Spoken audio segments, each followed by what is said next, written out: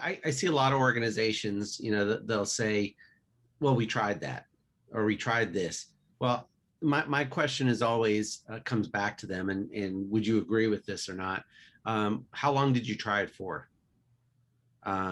It's almost like sometimes an organization will expect an immediate lift after the first time or the second time, and some of the things that you're talking about are more cultural based.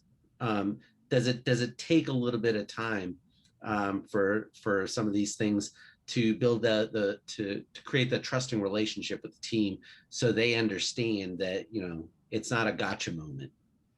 Good question. I would say there's two things that you can do right away that don't cost you any money, that will build the trust. And literally, I've seen absenteeism turn around in a week and start etching down.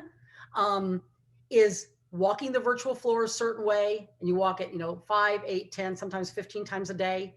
I would say that's number one. And number two are the praise calls. Is just getting people on the phone and you tell them you're just passing through.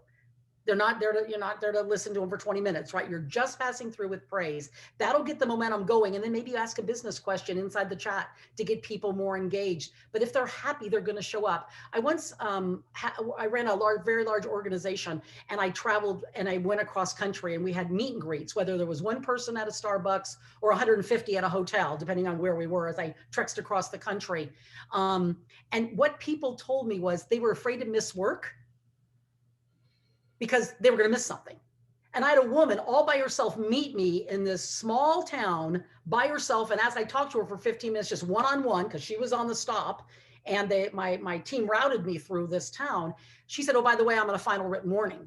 And I'm like, why would you even come here? Because I know you'll listen to me, and I think I can help you fix it.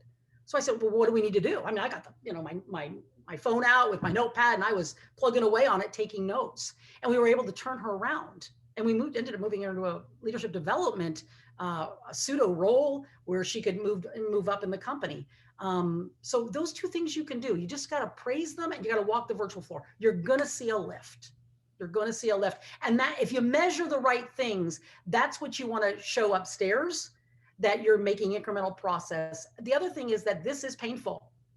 You're telling people that have been managing a certain way for 20 years in this space that the old way doesn't work anymore. That attacks their ego. They don't know what to do. They feel out of control. So they're trying to grasp in and give you a checkoff list, and they just swear nothing's going to work because they can't get their head around it. And that's what I'm seeing with executives right now. One thing I've said repeatedly over and over, you have to forget everything that you knew before. We are in a whole different world right now. It's not going back, that new normal, even though we are starting to transition in. You have to forget. If you're really going to stay current and stay in business, and you have to just reinvent and reimagine the whole thing, because everything's different. And when you get into conversations and you hear, well, we did that, we tried that. There's nothing I can't stand more than when people have that level of resistance, because you have to give it another shot. Maybe you didn't try it with this team. Maybe you didn't try it with these tools that we have now. Everything's different.